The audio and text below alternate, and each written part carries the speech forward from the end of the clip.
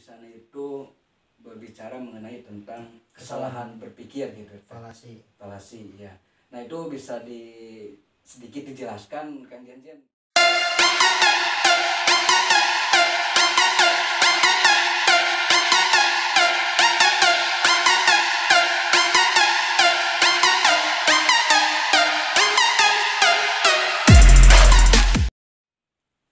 Assalamualaikum warahmatullahi wabarakatuh. Berjumpa lagi bersama kami di MPS Net. Oh iya, sebelumnya jangan lupa untuk klik tombol like dan subscribe-nya ya guys. Hatur nuhun kasadayana. Karena beliau itu adalah sahabat seperjuangan dan sahabat sepergerakan. Beliau ini aktif di beberapa organisasi ya. Sebutkan saja salah satunya di Ansor, di organisasi daerah Kembang Anggalarang, kemudian di Pergerakan Mahasiswa Islam Indonesia, dan satu lagi di Galuh ya kalau nggak salah ya. Selamat malam Kang Jenjen. Selamat malam. Bagaimana kabarnya Kang Jenjen? Sangat excited. Oh, sangat excited karena disebut beliau. Ya, ini sahabat saya yang sangat luar biasa ya. Kang Jenjen, kalau saya dengar-dengar ya dari omongan-omongan Kang Jenjen itu sering mengatakan nama yaitu Kang Jalal gitu. Nah, kalau menurut Anda siapa sih Kang Jalal itu gitu? Kang Jalal ini orang keren ya. Orang keren, cendekiawan muslim. Kemudian dia orang yang dapat menginspirasi khususnya saya ya. Kemudian apa saja sih karya-karya beliau gitu yang pernah Kang Jenjen jumpai gitu? Banyak sih karya beliau. Cuma kalau ditanya kayak gitu saya kayak ujian. Yang saya tahu rekayasa sosial gitu, kemudian reformasi sufistik dan lain-lain banyak sebagainya. Kemudian sejauh mana sih Kang Jenjen itu tahu tentang Kang Jalal? Ya, Ustadz Jalal itu gitu. Ustadz Jalal itu orang luar biasa ya. Dia juga dosen saya dulu waktu di S1 di UIN Jati Bandung. Dia mengajar neuroscience. Pertama saya dari kampung kan jurusannya sosial ya. Datang ke Bandung ngebahasnya neuroscience, jadi agak bingung. Apa itu neuroscience itu? Ya intinya mah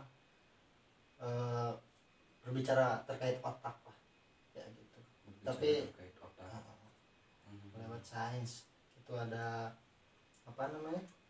semacam gelombang-gelombang otak dan sebagainya kayak gitu dia bahas. Kita kan bingung lah, pertama datang ke Bandung ngebahas seperti itu bingung. Nah, waktu perkuliahan ya saya agak bingung kalau ngebahas itu.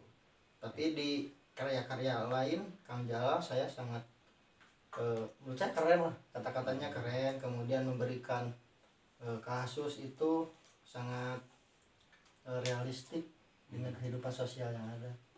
Jadi enak cepat ditangkap. Jadi apa sih yang bikin tertarik gitu Kang Jenjen terhadap karya-karya Kang Jalal itu gitu? Yang bikin tertarik? Iya.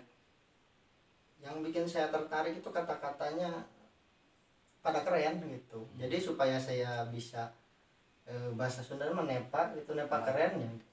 Jadi dikitnya harus baca. Walaupun dari setiap karya saya tidak selalu menamatkan ya, bukunya tidak selalu menamatkan, tapi saya membaca khusus kejadian-kejadian atau teori-teori yang bisa saya pakai di kehidupan saya di perkuliahan gitu. Intinya biar keren lah. Bahasanya itu sederhana ya. Bahasanya sederhana dan sangat dipahami gitu. Selintas gitu. Dulu pernah bertemu dengan yang namanya itu rekayasa sosial, Kang Jenjen.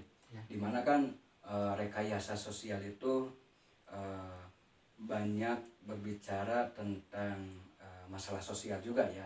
Yang pertama kan ada falasi dan mitos-mitos gitu kan. Kemudian ada apalagi banyak lah ya, itu lebih kepada perubahan gitu kan. Pada akhir buku-bukunya itu. Nah, yang pertama itu kan bab di sana itu berbicara mengenai tentang kesalahan berpikir gitu. Falasi ya. Nah, itu bisa sedikit dijelaskan Kang Jen, bagaimana sih kesalahan berpikir itu gitu.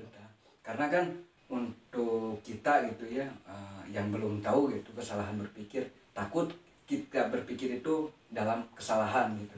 Bisa dijelaskan Kang Jen? Jadi sebetulnya saya kurang pas ya untuk membahas kesalahan berpikir dari Kang Jalal. Soalnya ada orang-orang yang expert untuk membahas itu. Tapi mungkin saya ulas terkait kesalahan berpikir versi saya yang saya pahami. Gitu. Jadi kalau menurut versi Kang Jalan, kesalahan berpikir itu ada 7.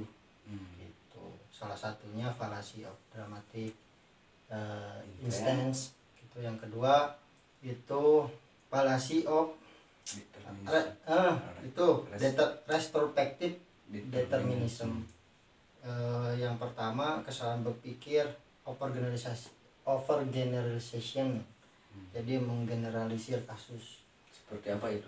Itu contohnya kayak penggunaan suatu kasus biasa-biasa aja, kasus-kasus sosial, untuk menggeneralisir kasus yang lain. Gitu. Jadi disamakan kasus ini kayak gini, disamain sama kasus yang lain. Kayak contohnya Mang Farid anak PMI, atau contoh yang lain ada kadar anak PMI namanya Jono kadar PMI, kemudian Rijal kadar PMI, Jono berperilaku buruk. Nah, Rijal juga di generalisir ya sama berperilaku buruk. Sebetulnya kan nggak bisa kayak gitu. Itu salah satu kesalahan berpikir. Menjas semua sama gitu. Karena Jono dan Rijal itu anak PMI. Dia nggak bisa kayak gitu. Iya. Gitu. Terus yang kedua tadi itu apa? Fallacy of retrospective determinism. Itu bagaimana itu? Seperti apa gitu? Kalau saya melihat itu, jadi melihat bahwa kesalahan berpikir lihat dari histori. Lihat dari histori, Bang. Jadi kayak umpamanya contoh pelacuran dari dulu sudah ada. Gitu. Itu yang dicontohkan dari buku ya. Dari bukunya Kang Jalal. Pelacuran dari dulu sudah ada gitu. Nah, kenapa kita harus menghilangkan pelacuran gitu? Makanya dibuatlah relokasi gitu. Jadi tempat dikhususkan tempat pelacuran itu di mana gitu.